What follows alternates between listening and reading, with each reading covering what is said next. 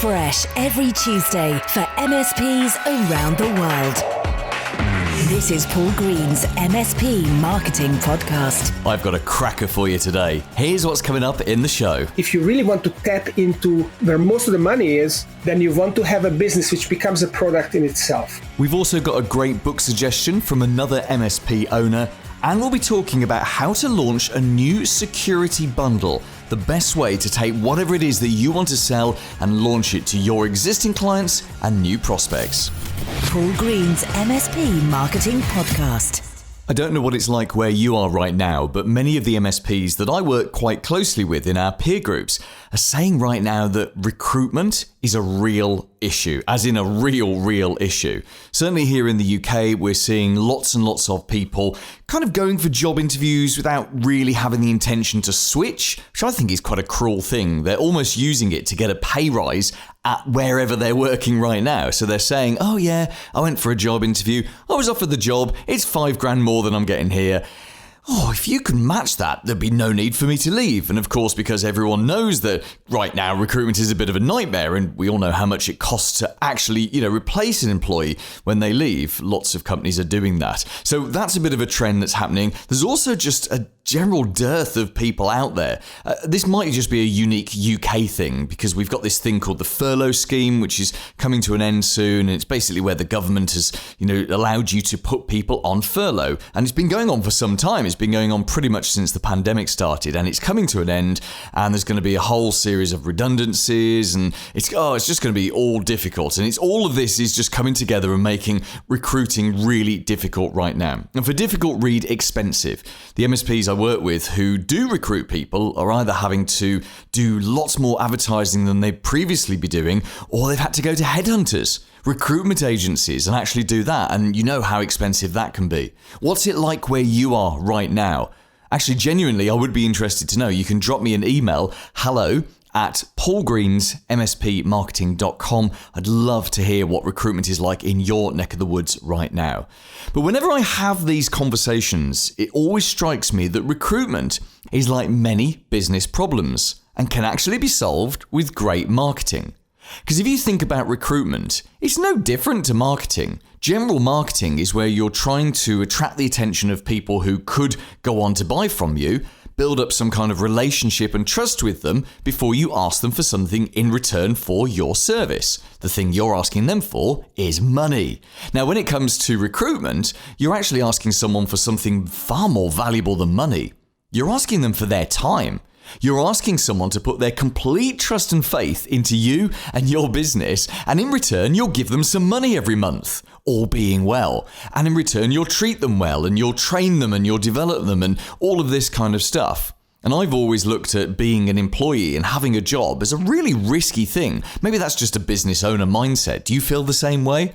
But recruiting people into your business is hard, and it should be hard because the employees, although it looks sometimes as though we are the ones that are taking the big risk, you and I know we're not really. We're the ones taking the smaller risk because no matter what the employment laws, we really hold all of the cards. If we don't want someone to stay with our business, in the long term, they're not going to stay with our business. We will always find a way, legally of course, but we'll always find a way to get rid of bad staff.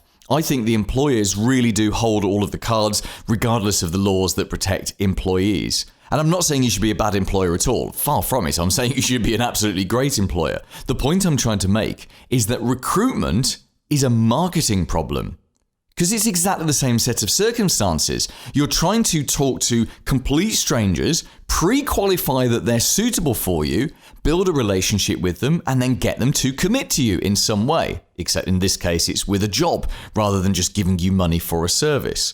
So if this is a marketing problem, why are we approaching recruitment with short-term thinking? Because if you've been listening to this podcast for a while, you'll know that I'm not a fan of short-term marketing. You've got to be in it for the long term. You've got to build audiences of people, build a relationship with them, and then be there at the exact moment that they are ready to take action. Recruitment should be exactly the same thing. Here's how I see it. You should be building up pipelines of people. You want first, second, third line techs, then build yourself up a pipeline of those people. Now, the first line, they're easy. They're the ones who want to get into the game, want to be trained by you, want to perhaps switch over from something else that they're doing, which isn't quite first line, but they're certainly interested in it. You want to find those people and interview them and have a whole collection of them. So the second you have a first line vacancy, you've got a whole pool of ready people. Maybe they're at college right now, maybe they're in unrelated jobs, maybe they're just people that are good people and you're thinking, oh, the clients will love this person. All I've got to do is train them to be a good first line tech. And it's ever so easy to train people. It really is. In fact, this is why they say, and they're right, that you should hire for attitude and not aptitude. If you hire someone with a great attitude, you can always train them to have the skills that they will need, especially a first line tech. I know I'm not a tech myself, but I'm sure even I could be trained to be a first-line tech. I'd be a slow one, and you'd fire me eventually, but even I could do that. So first-line techs are really easy. Go and find great people and just build up a relationship with them, and we'll talk about how you do that in a second. Now, your second and third-line techs, that's where it starts getting a little trickier, because these are people who are doing the job that you want them to do for you, but they're doing it for someone else right now. So where do you find those people? Well, I think you start by looking on LinkedIn. What are the big companies in town that are employing these people? In fact, which are the businesses in town which are diametrically different to your business? So it could be that, let's say, for example, you're a small MSP. Go on LinkedIn and look at the big MSPs. Who are the second and third line techs working at the big MSPs? Because there are going to be some of those people who feel lost. They feel like they're just a cog in the machine because they're working for a big business. So it could be that down the line, they will happily switch over to a small MSP because they want to be a big fish in a small pond. Or it could be the other way around. If you're a big MSP, you'd do this to small MSPs. You'd make contact with their second and third line techs. You don't have to just look at other MSPs. You could look at who else is employing second and third line support. Who are the big employers in your town? Are there any software development companies around? Who are the big players and who have they got? And all of this information is going to come off LinkedIn. In fact, I think LinkedIn is just your greatest weapon in not just in general marketing, but in trying to recruit people as well. Because you can go and look at all sorts of people and you can send them a message. And the kind of message that you would send them is very simple. You would say to them something like, hey, I hope you don't mind me reaching out to you. I run so-and-so IT. We're not currently looking for anyone, but I want to build up my, now we wouldn't use the word pipeline, so what's the word we'd use? I want to build up my connections with people that might want to have a look at job opportunities in the future. Hope you don't mind us connecting. If you'd rather we didn't do it on LinkedIn, then drop me an email and you give them a private email, perhaps a Gmail or something. People will feel a lot more comfortable emailing you at a Gmail address than they will at your company business address. But you could do that to, 20, 30, 40 people in your local area. In fact, you should be constantly, this is the building audiences stage, you should be constantly connecting to potential future employees. Not just people who apply for your job, but this is potentially years before you even have a job. It's building up your pipeline. So it's fairly easy to find people, and you might, only find that something like 1 in 10 people actually reply to your message or actually connect to you. That in itself is a pre-qualification, isn't it? If they're not willing to connect to you on LinkedIn or even have an early stage conversation with you, that's great. You've just saved yourself a hell of a lot of time and hassle and grief there. But here's the next thing. Once we've built that audience, even if it's just, 2 or 3 people to stay in touch with, how do you build a relationship with them? Well, the good news is, because this is recruitment and ultimately they're going to have to trust you and you're going to have to trust them, you can do this the old-fashioned way. Go out for a coffee. Go out for a beer if that's appropriate. Have a meal together now and again. Just stay in touch. I think meeting someone for a coffee is the right thing to do, and you do that whether it's first, second, third, any kind of job. Just meet up for a coffee, see if you click, see if you get on with each other. If you think about it, the people that you employ are the people you spend more time with than any other people. You know that really important person in your life, the person you love? You spend less time with them than you do with your paid employees. This is crazy! But this is the way the world works, unfortunately. So you might as well see whether or not you click with these people before you even start to think about working with them.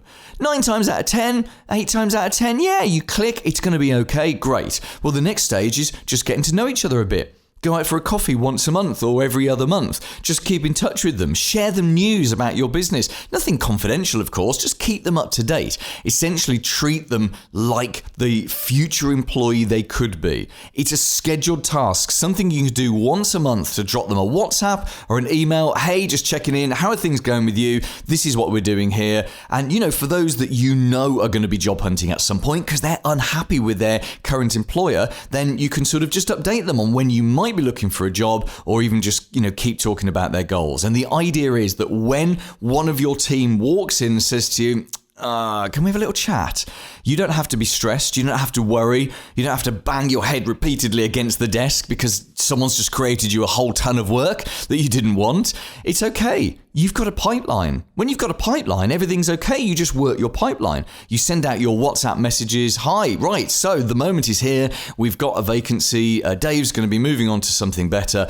Is it worth us having a chat, or is this not the right time for you? And they'll soon tell you. Because that's the thing with the pipeline. It doesn't mean you're guaranteed an employee, a future employee in there, but it's a great place to start. It really is. And if you've got to know them and they've got to know you along the way, this is a very clever thing to do. Here's this week's clever idea. I can imagine just how excited you are. You've spent months pulling this together. You've looked at vendor versus vendor. You've been in your peer groups. You've been on your Facebook groups. You've asked all of your connections, which are the best security products. You've tried 2 or 3. You've put them together, and now you're ready to launch. You've got your brand new security bundle. Now what do you do with it? Because you've got this bundle, you've got all the right tools, but what's the best way to actually get it in front of the clients? This is a surprisingly common question for me. When I start working with MSPs and they've got this new bundle together and they've put together the right, should we call it a security stack? Is that the right thing to call it? Let's call it that. So you've put together your right security stack and you're ready to launch it. What do you do? Now, the worst thing that you can do is say to your clients and your prospects, hey, we've got a new security stack. Because you know how much they care? They don't care at all, do they? Remember, ordinary people don't really care about cybersecurity in the way that you do and in the way that I do. I mean, they do care if they get hacked. They don't want all the hassle and the pain and the expense, but it's just not top of mind for them. In the same way that if you and I were selling burglar alarms and we were selling security cameras and monitored alarms to go into their home, most of the people we'd talk to just wouldn't be that bothered about it until something happens. Their friend down the road gets burgled, or their car gets stolen off their drive, or there's some kind of incident that if only they'd had a camera system, that's the point at which they care about security. And it's exactly the same with cybersecurity. They don't really care about it until it becomes real to them. Now, there is a way that we can make it real to them. We'll come on to that in just a second. But launching a new security bundle actually starts by not focusing on the fact you've got a new security bundle. This is news to you only. And of course you're excited about it because you spent weeks and weeks, if not months and months, putting this bundle together. You know it's the best security stack that you've ever had. But going at it from that angle is completely the wrong way to promote it. Sometimes when we invest huge amounts of time and effort and attention into something, we think everyone else is going to be as excited about it as we are. But they're not. They're really, really not. So let's not approach it from our point of view. Let's approach it from their point of view. From their point of view, nothing has changed. So you've got a new offering? Who cares? What matters is looking at it as they do. And remember, they don't care. So actually, whenever you want to launch any kind of new security offering, the very first thing you've got to think about is education. Now, your new security stack might offer all sorts of protections in all sorts of different ways, but put that to one side for a second. That's you doing your job properly. That's you making sure that you've covered off as many bases as you can, protecting your clients in every possible way you can. From the point of view of educating them, you've got to keep it really, really simple and just show them all the things that could happen.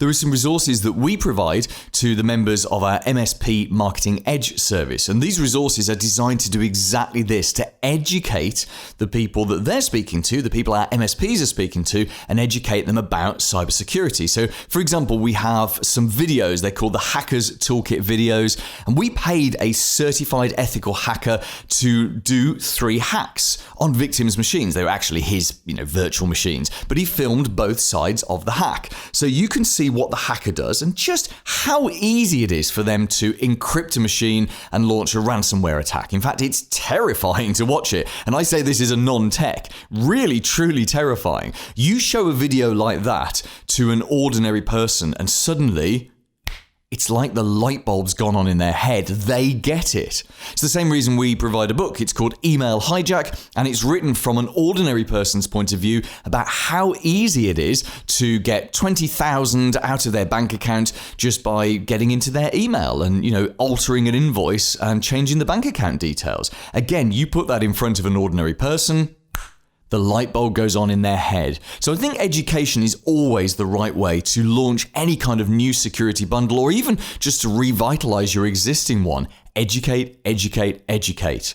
Remember, the people you want to speak to, the people who are going to be your future clients and who are going to buy you a Porsche, they don't know what they don't know.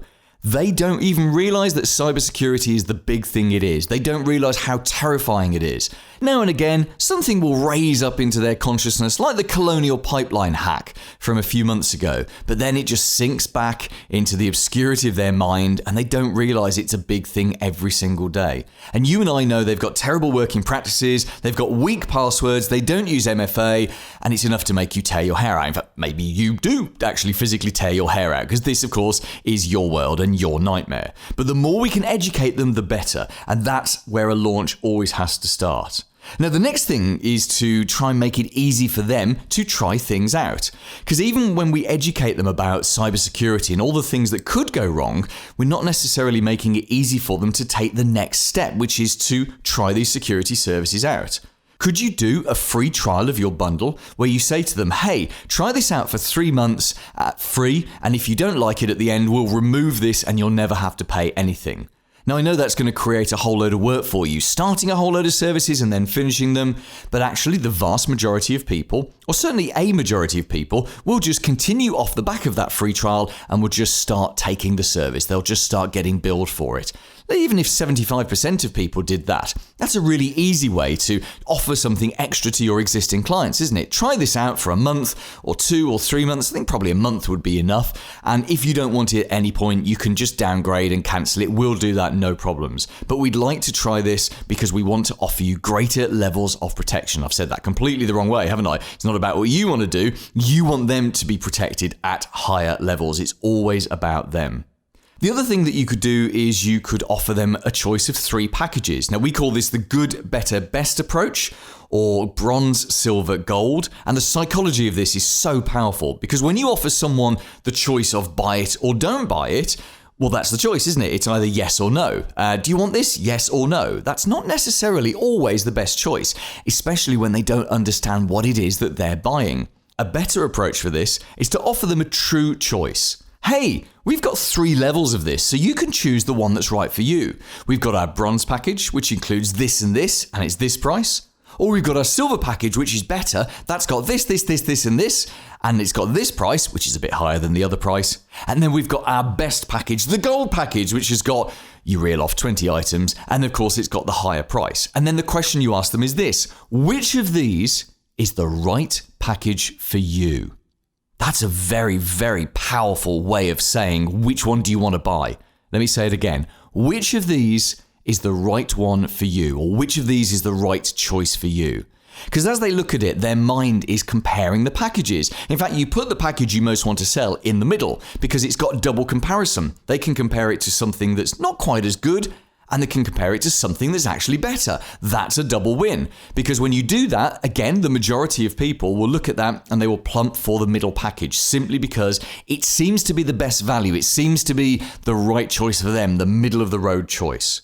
One final thought on this is when you are launching a security package, and this does come with a caveat, one thing you must always do is to ask your vendors for help. So whoever you've put into your security stack, don't forget that these guys have been selling security for years, their specific security package. They might have some MDF, some marketing development funds, or even just some resources available to you. My one caveat with this is just remember that a lot of vendor marketing is far too focused on the actual product or service, and it should of course course, be more focused on the person themselves, on the prospect, because it's the prospect and when you get into their head and into their heart that you actually start to sell this stuff. So long as the vendor's stuff isn't too focused on the vendor and they're not insisting on stupid things like having their brand name mentioned and all of that kind of nonsense, if it's a nice, sensible marketing program or marketing resource that's focused on the prospect, then it wouldn't hurt you to pick that resource up and use that to sell a lot more of your security stack. Paul's blatant plug.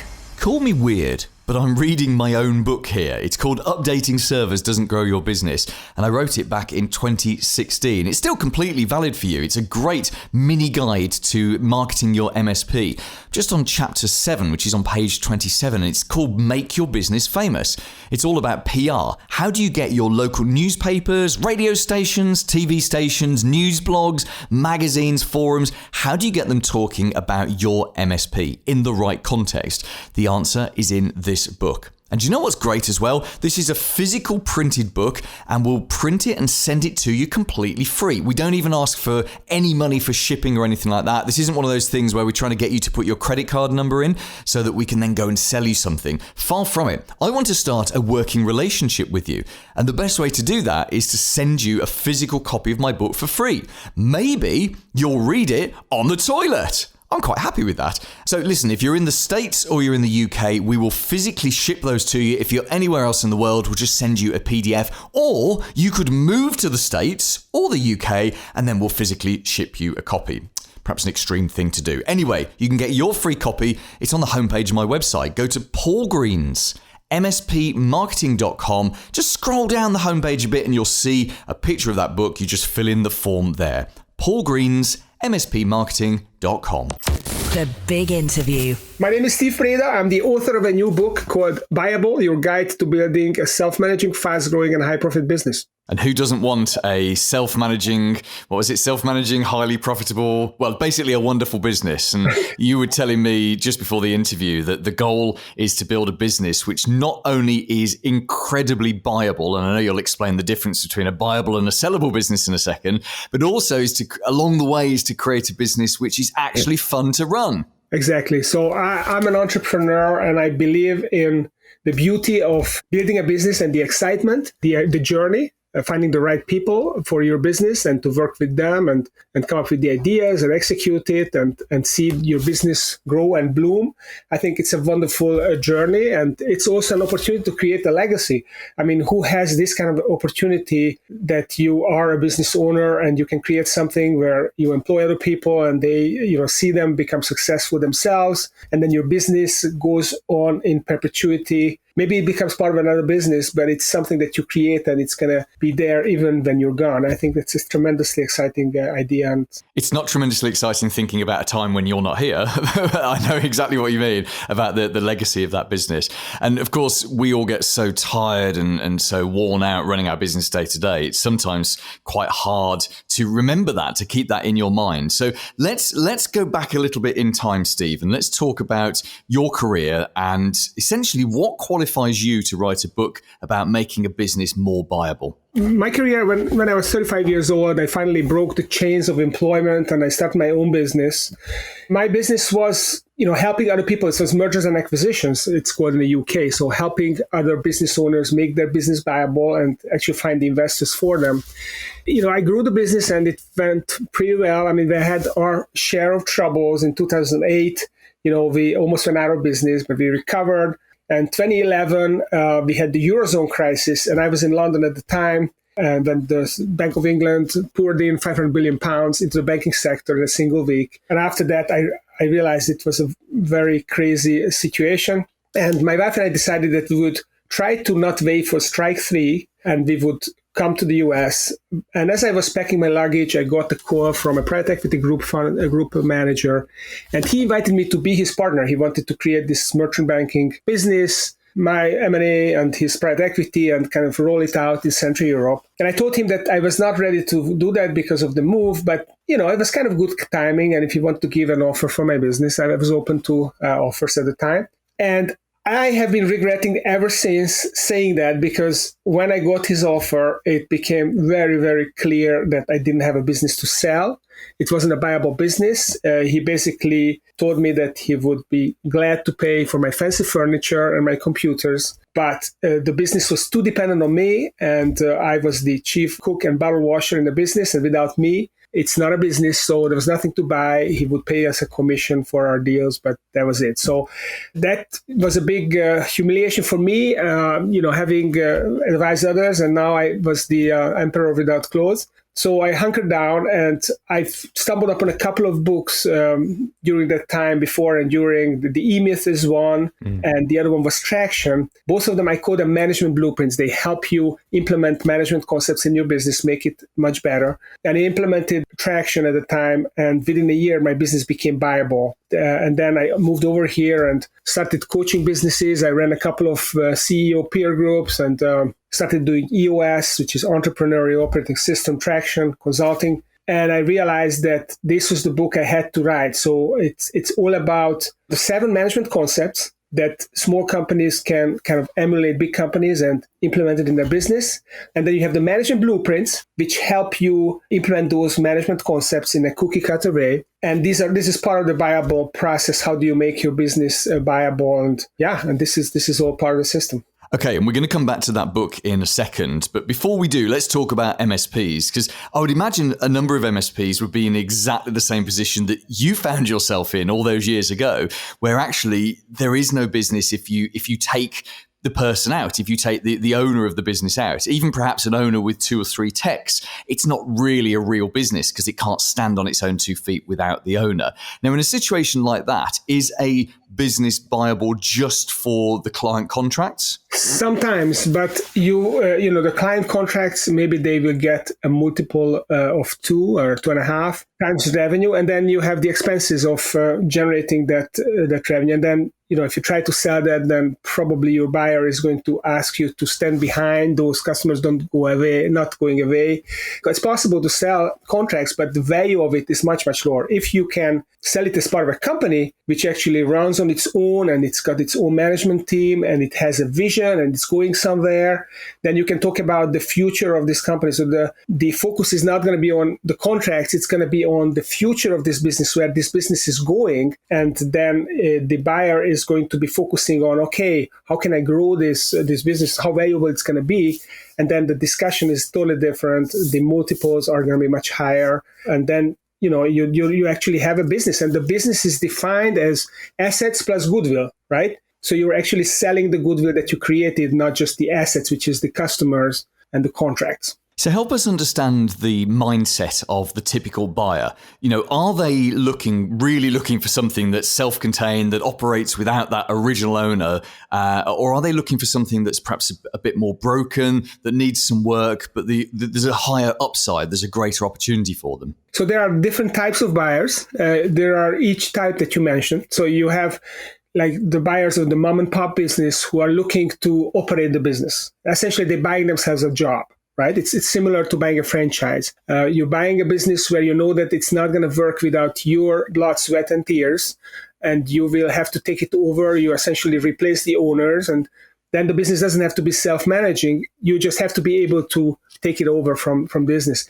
But these businesses sell at 2 to 3 times multiple of profits. It's not a very lucrative thing. It doesn't really have much goodwill, this kind of businesses. If you can build a bigger business which has its own leadership team and its own vision, and it has its own dynamic, and you can step out and it works without you, then it's going to be a much, much more valuable business. Now, there are, of course, buyers who want to buy broken businesses because they want to get a bargain, and their skill is to turn it around and then so it's like flipping a house. You can buy a house that needs to be painted and need to be, maybe you build a deck around it, you spruce it up, and then it's going to be a more valuable thing. You've got these kind of buyers. But if you really want to tap into where most of the money is, then you want to have a business which becomes a product in itself. And then you can access private equity buyers, strategic buyers who are in your industry, or family offices. And what all these people want to do, they want to buy a business which they don't have to worry about because they have money. Their business is not to take your job, right? They want to have an asset which is growing, which is profitable, and they want to put their money in that high return yielding asset, there's always something going wrong. So therefore, at the start, they definitely want to buy something that if everything is going right, they don't ever have to touch it. And something is going to go wrong anyway, and they will have to touch it. But the least worry they have about it, the better. And therefore, you should make your business, if you want to attract this broader audience, buyable. So that's the kind of asset that you have. And so your book, Buyable, that talks you through the actual strategies, the ways to create the business that is more desirable by the end buyer. So the Buyable process has 4 stages. The first stage is for you as an entrepreneur to figure out what you really want to do. And maybe what you want to do is just own this lifestyle business and just grow it single digit every year and just have this job and be engaged with your people. And that's fine. But most people want something more. Most people want to build a certain kind of business, or they want to be in a different business and they want to use this as a springboard, or they want to retire, or they want to, pursue their hobbies, or they want to do philanthropy, or they want this business to be self-managing so that they can go back into the business and just do, the computer programming perhaps that they really were passionate about in the first place, but they don't want the hassle of the management and everything. So that's first stage, is figure out what you want to do. Then basically I help you walk through, figure out what it's going to take you financially to get there. What is your magic number? What is the value of your business now? What is the value that you need to grow it to in the future? So I have calculators on my website so that you can figure that out. And when you know that, you can start to orchestrate your business so that your existing business, okay, what are those management concepts that you want to implement in the business so that you've got a well-managed business which has got a vision and a plan and executing well. And when you have implemented these management concepts, then it comes back to, okay, how can I drive more growth into this business? Because maybe I'm not there yet. My number is maybe $50 million and I'm not there yet. So I still need to work more on this business. It's well managed now, but it has to grow faster. It has to be more profitable. That's part 3 of the book. And part 4 is how do you transition to this ideal life stage, whether it's inside or outside the company. So I talk about different scenarios. How can you harvest your business, and how can you figure out how to transition inside or outside of your business, and what do you have to pay attention? What's the mind game around it? What are the pitfalls emotionally when you let go of your business, or what kind of investors you can bring in so that you can take chips off the table. So all of that is part 4 of the book. So everyone's going to exit their business at some point. How many years before you plan to get out do you think you should start the preparatory work? So again, this is not about preparing for exit, right? It's about creating an asset which is valuable. I could have called this program the Great Business Program as opposed to Buyable Program, right? It could have been the Well-Managed Growing Business Program. So I could have given it different names, because the idea is making your business really good, and it's never too early to do that. If you're an entrepreneur, it's very easy to fall into the trap or just not seeing the forest for the trees, right? Just looking at trying to survive and just trying to stay in business for another month and for another quarter, and not really thinking about, okay, what am I trying to achieve here? And I think it's always good to put things in context. What's an ideal life for you? As an entrepreneur, you have the opportunity to create whatever life you want for yourself, because a business is a great vehicle to get you there. You think about it, the better situation you're in, you're going to get there earlier. You can make your business better. So I would invite you to engage with the idea of figuring out what's your, what you want with this business. Do you want to stay inside and build it big, or you just want a lifestyle business? I was talking to a prospective client this morning, and they have this family business owned by 2 brothers. And really what they want is they want a lifestyle business, which is a little bit more profitable than now, and it's growing a little bit faster because they have to put their kids through college. That's all they want. They don't want to scale this business. They don't want to exit this business. It's a fun lifestyle business. They love working together. That's fine. As long as you know that this is what you want, I think it's important for you to know. And then when you know what you want, then you can have a plan to get to what you want. This is what the book is about, using your business to create that plan and execute that plan. I love it. Steve, where can we get Buyable from? So Buyable is available on Amazon in all sorts of formats. So there's audiobook, there is Kindle, there's hardcovers, all of that is there. If you want to check it out before you buy it, then I invite you to check out buyablebusiness.com, and you can download the first 40 pages of the book so you can sample it for yourself. If you'd like to figure out whether your business is buyable or not, then check out viabilityassessment.com. You answer 40 questions and you will get an analysis of the 6 factors of viability of your business, so you know exactly where you are on the different factors. And there are also suggestions as to what to do depending on where you are. So you can start from there as well. Paul Green's MSP Marketing Podcast. This week's recommended book. Hi, I am Nancy Sabino. I am an MSP owner, and the book I recommend is The Power of Introverts in a World That Can't Stop Talking by Susan Cain. Because if you're an introvert like me, you want to learn about why you should step into leadership shoes, especially because our voices are still needed even in a world that can't stop talking. Coming up next week. Hi, my name's Jamie Warner, CEO of eNerds and Envirosoft. Super excited to be joining Paul Green's special podcast to tell you all of my secrets about building my MSP to over $9 million in revenue organically. We're going to go through all the tips and tricks around sales, marketing, and conversion, and tell you a little bit about the CX platforms that are out there. Join us to learn some amazing gold nuggets on how to scale your MSP. Jamie said it all there. It's going to be a cracking special next week, a whole feature-length episode of the podcast, an hour long, focused on how Jamie built up his MSP and also another business that he built on the side. He's an incredible guy, and I cannot wait to have him on the show next week. See you then. Made in the UK for MSPs around the world. Paul Green's MSP Marketing Podcast.